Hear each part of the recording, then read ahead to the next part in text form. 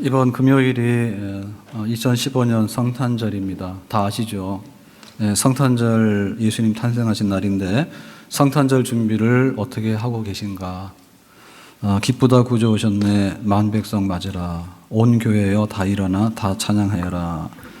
정말 준비하고 또 찬송으로 맞이할 수 있는 그런 성탄 준비가 다 되어야 될 줄로 믿습니다. 자, 성탄 그러면은 이제 준비가 돼야 되는데 그 준비 중에서는 주인공이겠죠. 집에 아들이 태어났다. 그러면 야, 우리 아들 뭐 생일을 축하해. 집에서 할 겁니다. 그러니까 그건 대상이 있는 거예요, 대상이. 오늘의 주인공은 아들입니다. 만약에 딸이 오늘 생일이다 그러면 아무리 아들이 귀해도 그날은 찬밥이요. 우리 딸이 오늘 생일이야. 그래서 그날의 주인공이 있는 겁니다. 그리고 이제 그 아내가 생일이잖아요. 그러면 아내 생일날은 빈손으로 갔다가는 큰일 나는 거 아시죠? 오늘 아내 생일인지 모르고 살다가는 남자들 참 위험합니다. 그래서 생일을 잘 챙기셔야 됩니다. 반응이 없습니다. 생일 챙기셔야 됩니다. 오늘의 주인공이 누구냐? 그리고 참 당신이 귀해 이런 걸 표시해 줘야 되는 겁니다. 그러니까 우리가 예수님을 믿는데 예수님 탄생 정말 1년 365일 날마다 예수님의 날이에요. 그런데 그 중에서도 예수님께서 탄생하신 날은 잊어서는 안 되는 날입니다. 아멘? 성탄절의 주인공은 예수님이세요. 그러니까 예수님이 누구인지 알아야 돼. 그리고 예수님께서 무슨 일을 하셨는지 그래야지 오늘의 주인공이 귀히 여김받는 그런 축복의 날이 되는 줄로 믿습니다. 그래서 우리가 예수님께서 오늘의 주인공이다라고 얘기했을 때 그것은 뭔가 하면 정말 예수님께서 이 땅에 오셔야 되고 탄생하셔야 되겠느냐라고 하는 얘기부터 시작해야 되거든요. 만약에 예수님께서 안 오시면 어떻게 될까? 하나님하고 원수지간입니다. 그것이 지금도 원수지간입니다. 하나님과 원수지간이라고 하는 것은 실감이 잘 안 나요. 그래서 실감 나누게 얘기를 하면 너희는 에덴에서 살 수 없으니까는 낙원에서 나가라. 그것이 하나님과 원수된 현실입니다. 그래서 지금 우리가 굉장히 고된 노동에 시달리고 있잖아요. 우리 삶에 즐거운 부분이 있지만은 즐겁지 못한 부분들이 굉장히 많아요. 그것은 낙원에서 쫓겨났기 때문에 그런 거예요. 그것이 하나님의 원수라는 증거예요. 그리고 우리가 뭐 젊어 보이려고 애를 쓰고 또 막 안 늙으려고 그러고 나중에는 안 죽으려고 막 기를 씁니다. 절대로 죽고 싶지 않아요 이럽니다. 근데 하나님과 원수됐기 때문에 우리에게는 흙으로 돌아가는 사망이 지금 찾아왔습니다. 그리고 언젠가는 다 흙으로 돌아가는 사망이 이를 것입니다. 하나님과의 원수라고 하는 것에 대해 실감이 가요. 근데 하나님께서 그 하나님과 원수되는 상태에서 그렇게 하고 싶지 않아요. 왜냐하면은 그것의 원인은 하나님께 있는 게 아니고 하나님이 우리를 등 돌려서 원수 삼은 건 아니고 우리가 등을 돌려서 우리가 하나님에게 원수하자라고 한 거거든요. 그러니까 하나님께서 그거를 해결해 주고 싶었습니다. 다시 말하면 하나님과 원수되는 것은 죄인데요. 그 죄에 대해서 죄의 본질이 뭔가 하면 내 마음대로거든요. 인간은 인간으로서 자족하니까 하나님은 필요 없고 하나님이 있더라도 하나님 대접은 할 필요가 없다. 그게 죄예요. 그래서 이제 이 죄의 문제를 하나님께서는 해결하면서 다시 화해하기를 원하고 또 새로운 에덴을 회복하기를 원하고 또 흙으로 돌아가지 않고 영생하기를 하나님께서 원하시는 거예요. 그래서 하나님의 구원 계획에 따라서 하나님의 아들을 인간으로 이 땅에 보내주신 날이 바로 예수님의 탄생하신 날입니다. 아멘? 그러니까 의미 없이 탄생하면 괜히 숟가락만 하나 더 얻는 거예요. 더 하나 복잡해지는 거예요. 의미 없는 탄생이라는 것은 짐스러운 거예요. 근데 예수님께서는 꼭 오셔야 될 분이 오셨다. 참으로 귀한 탄생인 줄로 믿습니다.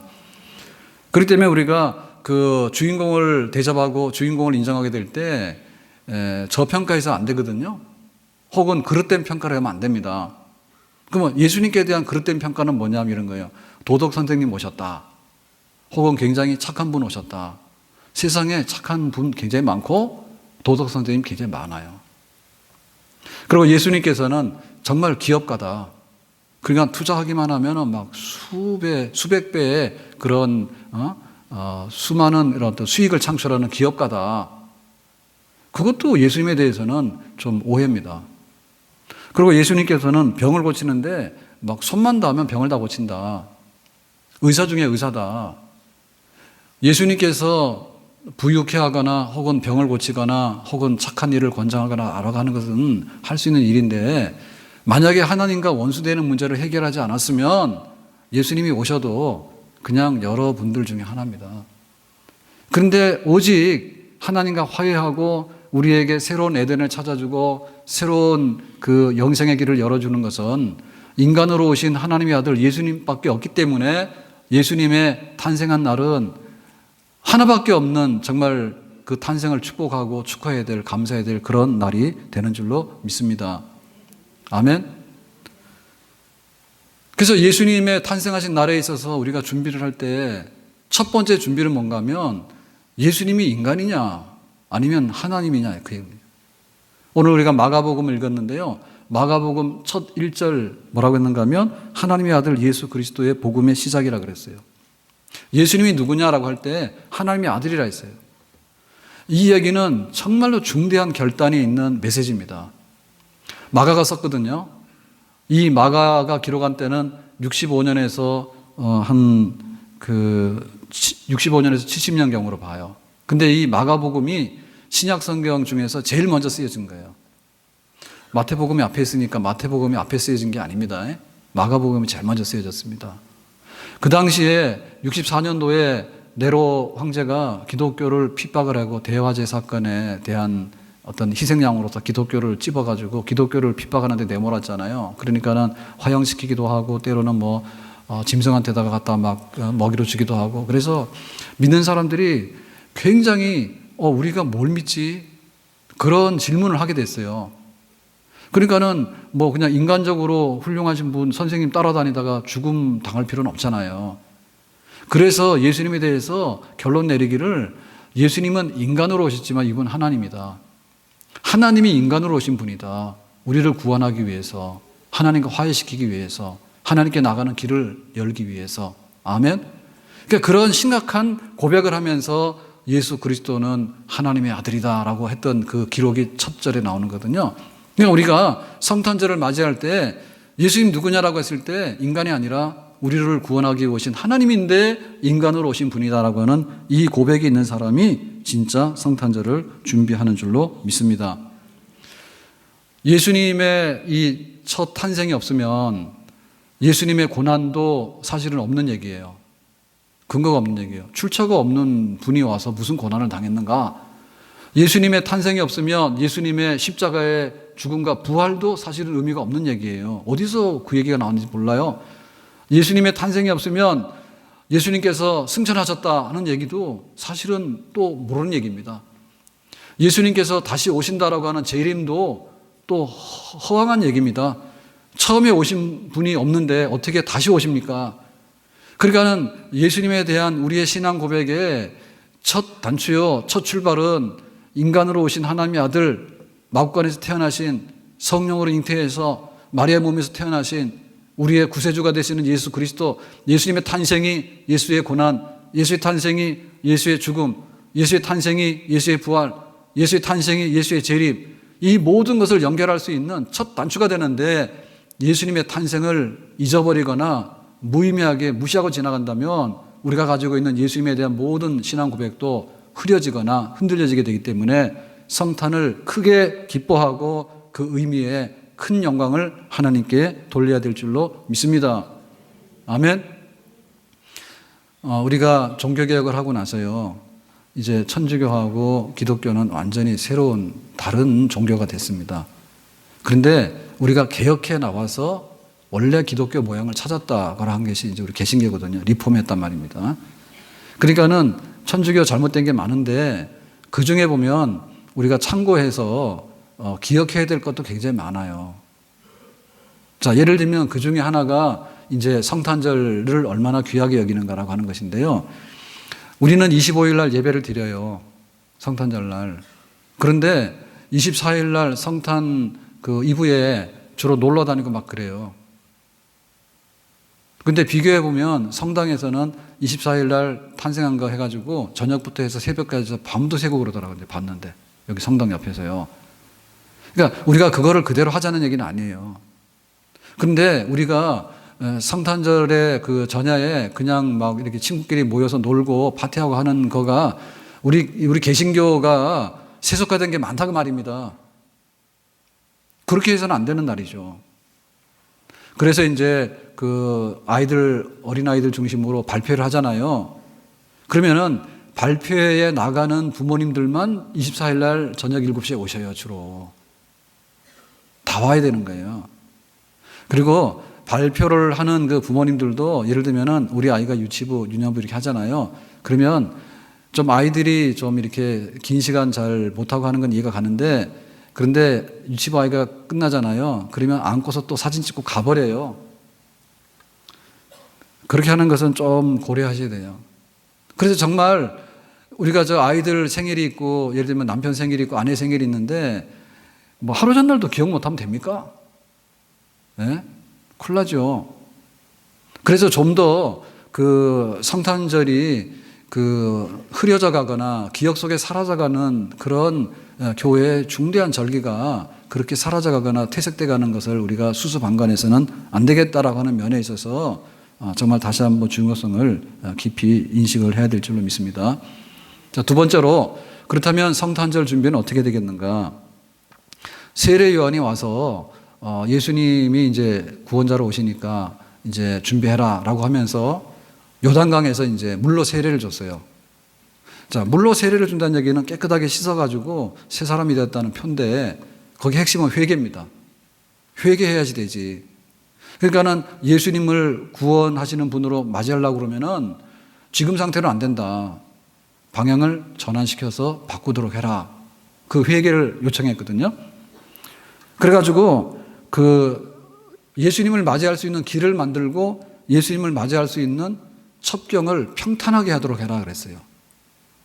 자, 이거는 얼마나 우리가 이렇게 그 정말 이렇게 진심으로 예수님을 향해서 회개하고 돌아서야 되는가 이렇게 이해하시면 되는데요.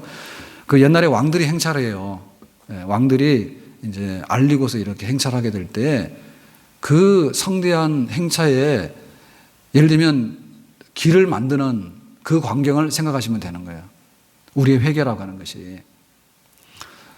정조 왕이 이제 수원에다가 화성을 이렇게 건축을 하고 새로운 신도시를 만들어 놓고 이제 행차를 몇 번 했습니다.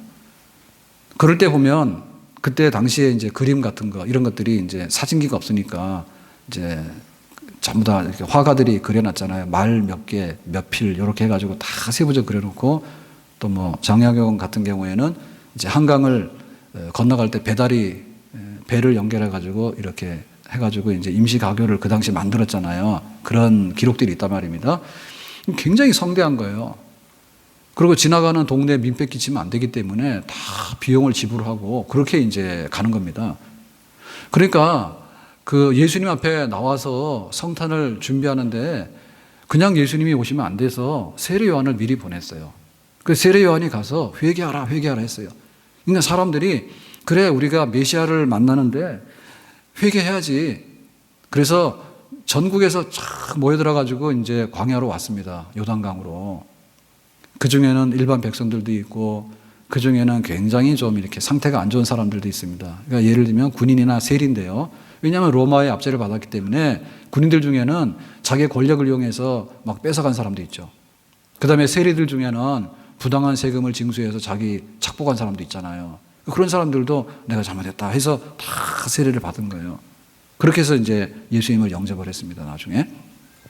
그랬는데 그 중에는 굉장히 그 책망받는 사람들이 있었어요. 그게 누군가 하면 바리새인이나 서기관입니다. 바리새인이나 서기관은 세례를 받으러 나오는 척했지만은 사실상에는 회개하지도 않았고 회개할 마음도 없는 거야. 그냥 구경하러 나온 거야. 세례 요한이 뭘 하는데 사람들이 이렇게 모이는가 해서. 그래서 세례 요한이 뭘 했는가 하면 너희들은 독사의 자식이다. 그리고 독사는 맹독을 품고 있습니다. 그래서 딱 물기만 하면 사람이 막 죽어나갑니다. 그러니까 그 안에 죄가 그대로 있다는 얘기예요. 너희들은 지역 백성이다 얘기죠. 회개하라 얘기죠. 그리고 회칠한 무덤이라 했어요. 회칠한 무덤. 무덤을 잘 갖고 놓으면, 회칠해 놓으면 그럴듯합니다. 근데 무덤을 다 헤쳐가지고 다 이거를 파헤치면은 거기에 해골대가 있는 거예요. 그러니까 위선적인 거 하지 말란 얘기지. 신랄하게 책망을 하면서 너희들은 독사의 자식이고 도끼가 나무 위에 찍혔는데 이제 뭐 하나님의 그런 심판이 너희에게 임할 것이다 라고 해서 진정한 회개를 요청을 했어요.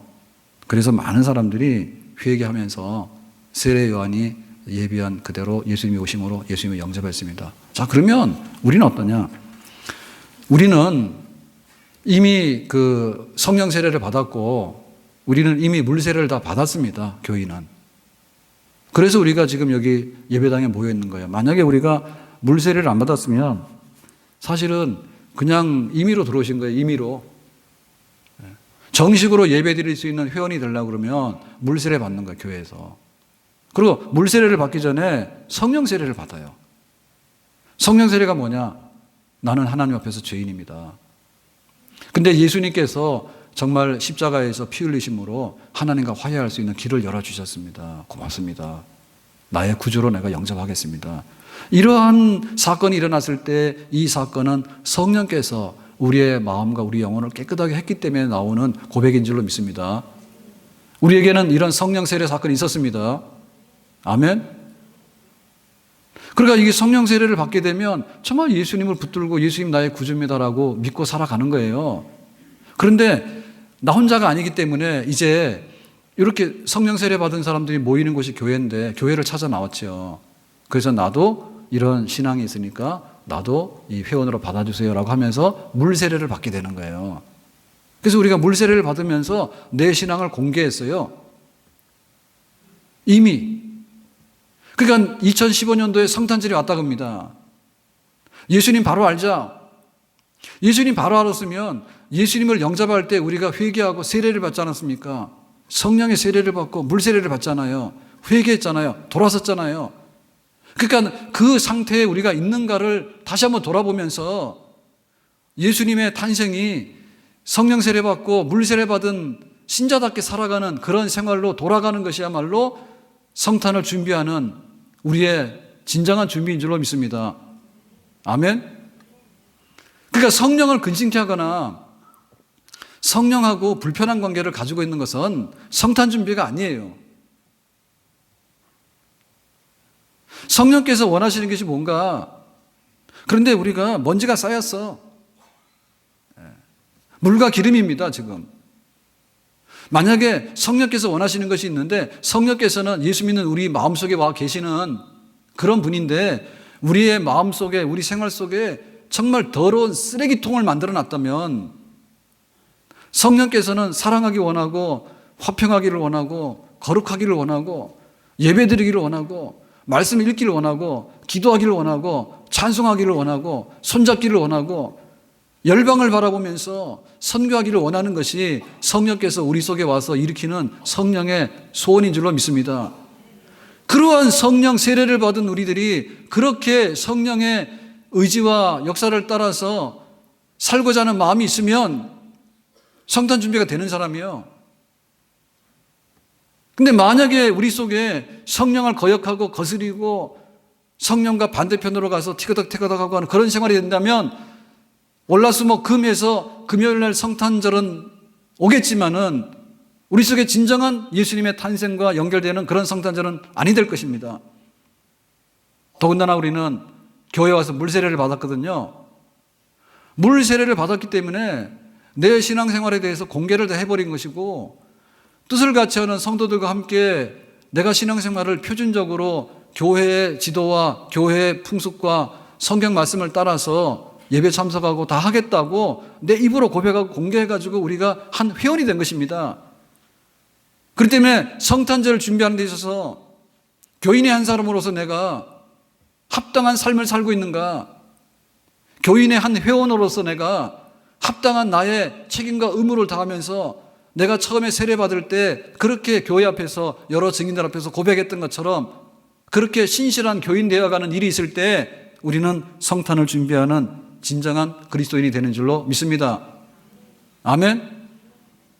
그러니까 성탄 준비는 그냥 와서 예배 한번 드리고 뭐 성탄 선물 사고 그 다음에 놀러 가고 그런 게 아니라면 진정한 영적인 변화가 우리 속에서 다시 한번 일어나게 되는 것을 주님께서는 원하시는 줄로 믿습니다. 처음 크리스마스가 우리 속에 다시 일어나게 되는 거, 첫사랑이 우리 속에서 다시 일어나게 되는 거, 이것이야말로 예수님께서 다시 탄생하신 그날을 정말 예수님께 기쁨으로 영접하고 주님을 높여드릴 수 있는 그런 성탄에 참여하는 성도의 본 모습이 되는 줄로 믿습니다. 세 번째로 우리가 그 성탄을 준비하기 위해서는 뭘 해야 되는가 하면 예수님께서 살았던 모습이나 예수님께서 살기 원하셨던 모습으로 우리가 우리 생활을 이렇게 비슷하게 해서 일치시켜주는 운동을 해야 돼요. 자, 오늘 6절 말씀에 보니까 이렇게 기록하고 있는데요. 자, 6절 다 같이 보겠습니다. 요한은 낙타 털옷을 입고 허리에 가죽들을 띠고 메뚜기와 석청을 먹었더라. 자, 예수님이 오시니까 준비해라 라고 했거든요, 요한이. 그러면은 요한은 어떻게 살았을까요? 뭐 궁궐에서, 호텔에서, 뭐 아파트에서 편안하게 살면서 예수님이 오시니까 준비해라 이렇게 말하면 요한은 말과 생활이 일치하지 않는 거예요. 자, 예수님께서 인간으로 이 땅에 오셨다라고 하는 사건은 정말 우리로 말하면 경험할 수 없는 문화 충격입니다. 그 놀이동산 가가지고 돈 내고 막 이렇게 타잖아요. 막 타는데 이제 그런 거 좀 이제 나이 드시면 잘 안 하실 거예요. 애들은 그거 굉장히 좋아하는데 나이 드시고 그러면은 심장 떨어지는 줄 알았어. 간 떨어지는 줄 알았어 그러잖아요. 진짜 간 떨어지니까 하지 마세요. 예, 바이킹을 심하게 타고 그러면은 진짜 간이 떨어질 수도 있습니다. 그게 이런 그 물리적인 충격이잖아요. 예? 높은 곳에 내려간 거죠. 그 다음에 막 속도를 내서 잡아돌리고 이러면은 굉장히 충격이 온단 말이에요. 근데 그 문화적인 충격이라고 하는 것이 굉장히 심해요. 그러니까는, 하나님의 아들 그분께서 이 세상에 오셨다. 이 반가운 예수님으로 볼 때는 편한 일이 아닙니다. 그리고 하나님의 아들이 영광의 보좌를 버리시고 마국간에서 죄인의 모습으로 탄생하셨다는 얘기는 예수님을 보실 때는 이거는 체험하지 못한 정말 이거는 아주 그런 충격적인 경험입니다. 예수님께서는. 그래서 이 땅에 그 목수의 아들로 오셔가지고 굉장히 가난하고 그런 삶을 사시면서 나중에는 우리를 대신해서 십자가에서 죽으시는 그런 십자가의 죽음의 길을 예수님께 가시거든요. 그러니까 예수님 그랬잖아요. 여우도 굴이 있고 공중의 새도 집이 있지만은 보금자리가 있지만은 인자는 머리 둘 곳이 없다 했어요. 그러니까 예수님의 생애는 그냥 다 주고 낮아지고 다 주고 나서 본인의 무덤이 없어가지고 아리마대 요셉이 빌려가지고 이제 그 무덤을 빌려서 이제 예수님의 장례를 거행하게 되잖아요. 그러니까 예수님은 그야말로 다 주고 나서 아무것도 없는 그런 삶을 사셨어. 그러니까는 예수님을 영접할 준비를 해라라고 하는 세례 요한도 그래서 이제 메시지를 전할 때 광야로 택한 거예요. 장소를. 광야로 택한 거예요. 사막입니다, 사막. 그리고 이제 세례 요한 자체도 생활할 때 메뚜기와 석청을 먹었습니다. 그러면 이거는 영양식이냐? 영양식 아니에요. 네. 지금은 우리가 뭐 생선이고 뭐 곡류고 온갖 과일이고 다 갖다 놓고 먹잖아요. 근데 그 당시를 볼 때는 사막에 가서 아무것도 없는 데서 먹을 수 있는 생존의 조건이라고 하는 것은 그냥 이렇게 자연적인 메뚜기나 석청, 꿀 이거예요. 그러니까 이거는 고급 음식이 아닙니다. 이게 그야말로 그냥 이렇게 쉽게 채취할 수 있는 아주 생존을 위한 필수 먹거리 정도를 이제 취해서 먹고 살았다. 그러니까는 한마디로 말하면 세례 요한은 단순 청빈 그리고 욕심이라고는 볼 수 없고 최소한을 가지고서 겨우 견뎌나가는 금욕적이고 극단적인 절제 생활을 세례 요한 한 거죠. 그러니까 이렇게 세례 요한은 예수님의 길을 닦으면서 우리도 그렇게 해야 된다고 말을 하고 있는 거예요, 지금.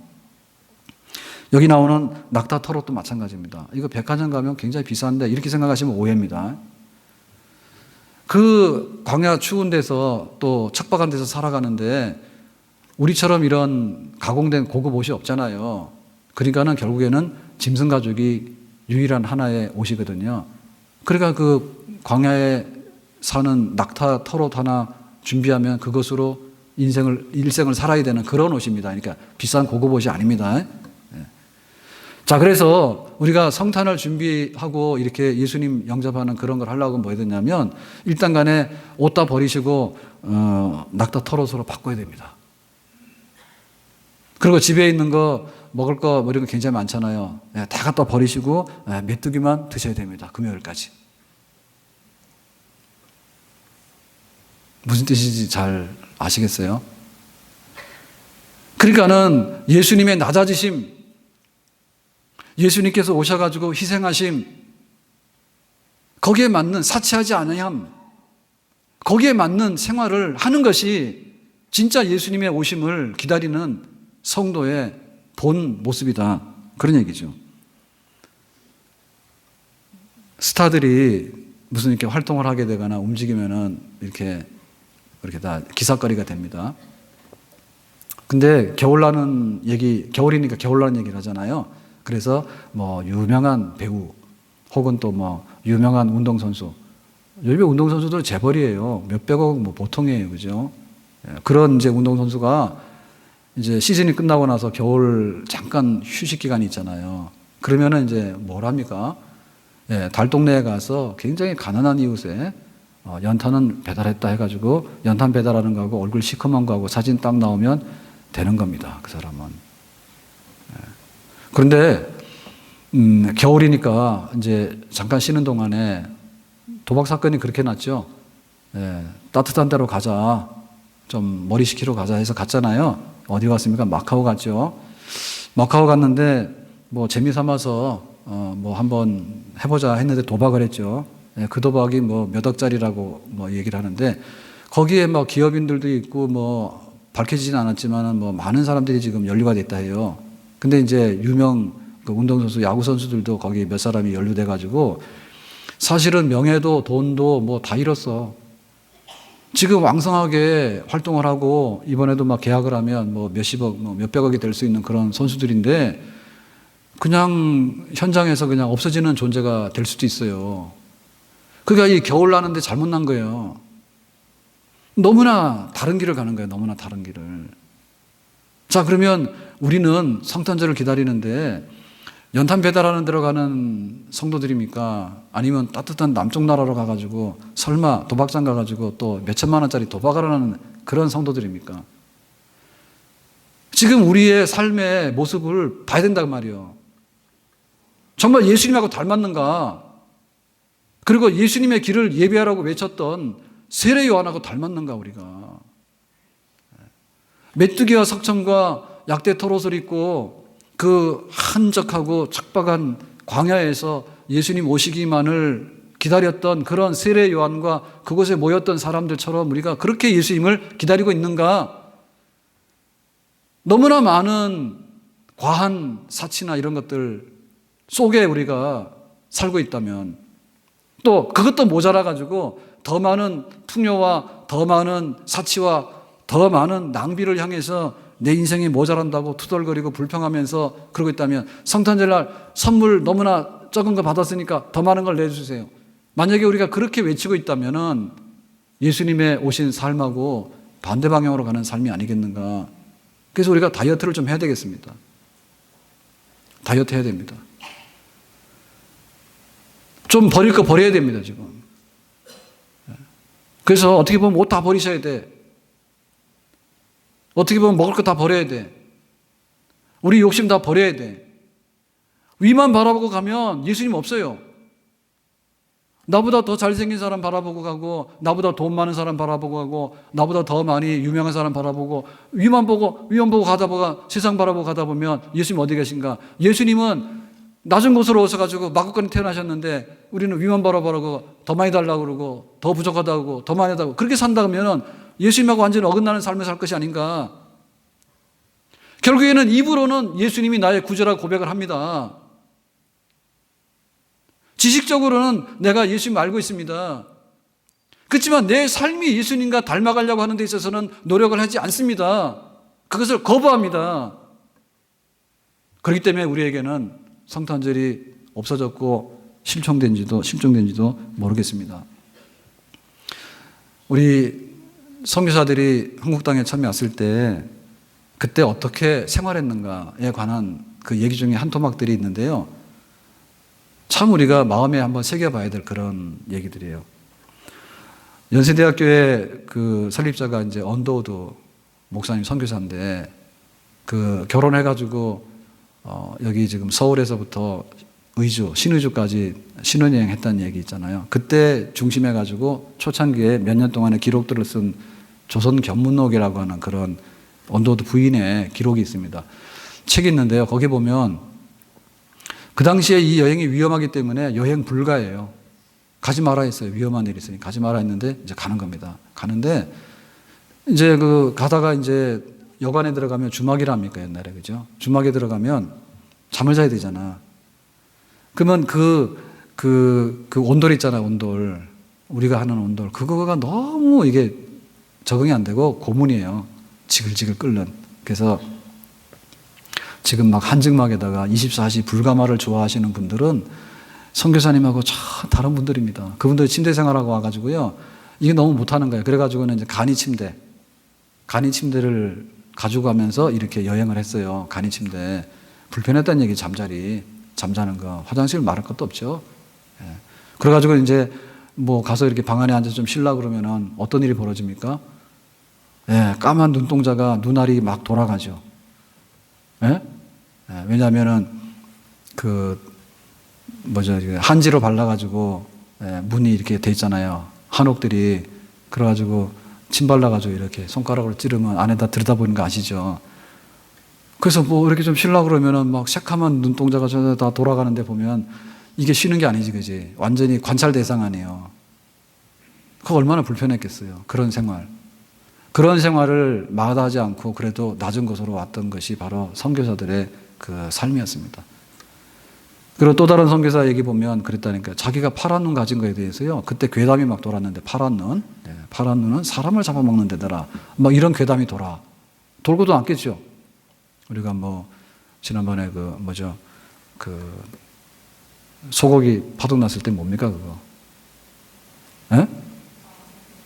광우병인가 뭐 그런 거 나면은 왜 뭐 라면 스프 먹어도 다 광우병 걸린다고 그런 얘기 한 때가 있었잖아요. 그러니까 그 당시에 막 파란 눈은 막 사람을 잡아먹었대 이런 얘기도 있고 그래가지고 사람들이 공포의 대상이기도 하고요. 그리고 또 평생에 못 봤으니까 보고 싶은 거기도 해. 파란 눈. 그래서 파란 눈이 나타났다 그러면 사람들이 정말 구름대처럼 인산이래 보이는 거야 동네에. 그래서 나중에 그 선교사님 그랬대잖아. 제임스 홀인가요? 평양에 들어갔던 의뢰 선교사 그랬대잖아. 그래서 이왕에 그럴 것 같으면은 차라리 선착순에서 딱 50명으로 마감해버리고 눈 보여주고 이제 복음 전하는 거 다 안 보여줘 공짜로. 그렇게 하면서도 이제 적응을 해나가면서 그렇게 살았던 거예요. 그러니까 우리가 지금 너무 편하게 살고 너무 부족해요. 나는 더 해야 돼요. 라고 하는 이런 익숙한 삶에 대해서 성탄절만큼은 다시 한번 내가 줄 것은 없는지 달라고 하지 말고 내가 좀 줄 것은 없는지 줄 것이 없으면 물 한 그릇이라도 내가 줄 그릇이 없는 건지 그리고 그것도 안 되면은 서로 마음이라도 모아가지고 따뜻한 격려의 말 한마디도 해줄 수 있는 것은 없는 것인지 어쨌든 간에 주는 거 그게 바로 다이어트죠. 무한정 내가 가져오면은 내가 내 몸을 견디지 못하잖아요. 절제도 하고 적당하게 해야지 내 몸을 관리할 수 있는 거 아닙니까? 그러니까 우리의 삶도 우리의 영혼도 그런 적절한 다이어트가 필요한 겁니다. 균형이 필요한 겁니다. 아멘. 하나님 나에게 주세요. 주죠. 나는 하나님 옆에 어떻게 드릴 것인가? 드려야 되겠죠. 아멘. 나보다도 나은 사람도 있지만은 나보다도 못한 사람도 굉장히 많잖아요. 네, 그런 사람들도 내 가슴 속에서 품어야 되겠죠. 유명한 사람, 뭐 연예인 이런 사람만 내 가슴에 품고 살 것이 아니라 정말 나보다도 고통받고 어렵게 살아가는 사람들에 대해서도 내가 가슴에 품고 살아가야 되는 것이 바로 주님께서 이 땅에 오신 그 삶의 발자취인 줄로 믿습니다. 아멘. 페이스북의 창시자인 저크버그가 얼마 전에 딸 출생했다 해가지고요. 그 55조 기부했대잖아요. 자기 주식의 99% 내놨다잖아요. 그죠? 그러니까는 우리가 성탄절 때 한 99% 내놔야 됩니다. 왜냐하면 딸 태어나도 막 90%를 내놓는데, 99% 내놓는데, 예수님이 탄생하신 날 우리가 뭘 내놓을 것인가? 예? 그러니까는 우리의 삶에 다시 한번 이렇게 비둔하고 또 어떤 그 메뚜기가 아니라 늘 냉장 속에 들어있는 그런 풍요로운 음식만 생각하는 이런 그 생활의 습관에 대해서 다시 한번 하나님 앞에서 내가 만족할 줄 알고 무엇을 하면서 내가 살 것인가에 대해서 주님께서 가셨던 삶의 모습들을 우리가 찾아내는 것이 이번 성탄절에 꼭 있기를 주님의 이름으로 축원합니다. 아멘. 어제 교회 그 예결선 위원들이 모여가지고요. 이제 뭐 결산 예산, 교회 뭐 재정 이런 얘기를 좀 의논하고 이제 다시 이제 재직에 올라가고 하겠지만은 그런 얘기를 하면서 제가 준비를 하면서 이렇게 봤는데 하여튼간에 우리 교회가 그 7교회로 말하면 빌라델피아 교회, 작은 능력으로 내 말을 지켰고 작은 능력으로 내 이름을 배반하지 아니하였다. 그래서 칭찬받았던 빌라델피아 교회의 그런 아름다운 모습이 우리 교회 안에 있습니다. 아멘. 정말 힘껏 교회를 사랑하고요. 힘껏 주님을 사랑하고 힘껏 좀 나보다도 어려운 성도들이 있으면 생각할 줄 아는 그런 성도들이 상당히 많아요, 교회 안에. 그러니까 내가 돈 많고 내가 세상에서 유명하고 내가 뭐 집안이 유력하고 내가 세상적으로 부유하기 때문에 모여가지고 우리끼리 파티하고 우리끼리 즐거워하자 그렇게 가는 교회가 아니라 정말 주님께서 어떻게 우리를 위해서 하셨는가에 대해서 고마움도 알고 그렇다면 우리가 교회를 섬기고 우리 형제들을 사랑하는데 어떤 마음과 관심을 가지고 우리가 베풀면서 살아가야 되는가를 아는 성도들이 상당수 많습니다. 우리 교회 안에. 아멘. 그래서 작은 능력으로도 주님을 기쁘게 할 수 있는 교회, 그런 교회가 되었는데 이번 성탄절을 통해서 다시 한번 그냥 나는 무덤덤하게 살아왔던 성도들이 있으면 우리 교회를 사랑하고 우리 이웃을 사랑하고 나누고 베푸는 데 있어서 우리가 좀 더 힘을 쓰는 그런 아름다운 모습으로 성탄절을 맞이할 수 있기를 주님의 이름으로 축원합니다. 이제 우리의 영적인 모든 것은요, 다시 한번 새로운 계절이 돌아와야 됩니다. 우리가 그 주님을 섬기는 데 있어서 정말 그 추운 겨울 혹은 잘못된 길로 이탈하는 이런 걸 막아야 되는데 그런 것들이 뭐냐면 교회의 중요한 절기들이에요. 성탄절 날 주님을 사랑하지 못하면 어느 날 주님을 사랑할 수 있을까요? 고난주간에 고난당하신 주님을 우리가 참 고맙게 여기고 감사하다는 그런 마음 갖지 않으면 언제 우리가 그런 고마운 마음과 감사한 마음 가질 수 있을까요? 부활절날 주님께서 사망의 권세를 깨고 부활하셨다고 하는 그런 승리의 그런 영광의 감격이 가슴속에 와닿지 않는다면 어느 날 우리가 주님과 함께 승리했다고 하는 그런 감동을 우리가 다시 받을 수 있을까요? 그러니까는 우리 영이 깨어나는 그런 시간에 지금 우리가 와 있는 것입니다. 아멘. 날짜가 12월 25일이라서 연말 연시가 되어서 이제 뭐 이렇게 그냥 다 서로 하는 이런 세상의 이런 분위기에 휘말려 들어가는 그런 것이 아니고 세상의 것이 우리를 만드는 것이 아니라 신앙이 세상을 만드는 것이고요. 내 주변의 것이 나를 만드는 것이 아니라 내 신앙이 내 주변의 것을 변화시키고 만드는 것입니다. 주님과 나의 관계가 내 신앙을 세우는 것이고요. 주님과 나의 관계가 나와 교회의 관계를 세우는 것이고요. 주님과 나와의 관계가 우리 가정의 모든 것들을 세우는 것이고요. 주님과 나의 관계가 내 직장과 일터와 내 삶의 터전을 세우는 출발점입니다. 주님과 나의 관계가 뭔가라고 할 때 주님은 나에게 구원자가 되시는데 어떻게 하나님께서 인간으로 오셔서 이 땅에 태어나셨는지 주님이 탄생하시는 그날이 내 생일보다도 못하고 주님이 탄생하신 그날이 우리 아들, 딸 생일보다도 못하고 주님이 탄생하신 그날이 우리 집안에 돌아가신 조상들 제삿날보다도 못하고 그렇게 되어진다면 나와 주님의 관계가 언제 회복되어질 수 있겠는가? 처음 크리스마스, 처음 사랑, 성령의 세례, 물로 세례받음으로 인해서 내가 교인된 기쁨, 모든 하늘의 신령한 축복들이 예수 그리스도로부터 오게 되는데 그것을 우리에게 주시기 위해서 낮아진 곳으로 오신 주님의 탄생을 진정 기다리고 진정 기쁨으로 맞이할 수 있는, 우리 영혼이 잘 될 수 있는 그런 성탄의 계절이 우리에게 임할 수 있기를 주님의 이름으로 축원합니다. 예배와 함께, 기도와 함께, 성도들의 사랑과 함께 정말 주님을 귀히 여기는 모든 첫걸음이 주님께서 오셨기 때문에 다시 한번 우리 속에서 힘있게 예배가 회복되어지고, 영혼이 회복되어지고, 교회에 대한 사랑이 회복되어지고, 내 삶에 대한 희망이 회복되어지고, 내 삶에 대한 미래의 새로운 계획들이 회복되어지는 것에 주님의 오심이 있기 때문에 이 모든 미래가 펼쳐지는데, 주님의 오심을 귀히 여기고 우리 모두 함께 이번 성탄절을 중심으로 해가지고 신앙의 대부흥운동이 일어나고 정말 한 해를 떨치고 새해를 여는 데 있어서 주님께서 이 땅에 오셔서 모든 것을 주셨다면 주님의 이름으로 나는 새롭게 나갈 수 있습니다라고 하는 신앙의 새로운 생명을 얻는 귀한 축복의 계절이 되기를 주님의 이름으로 축원합니다. 기도하겠습니다. 하나님.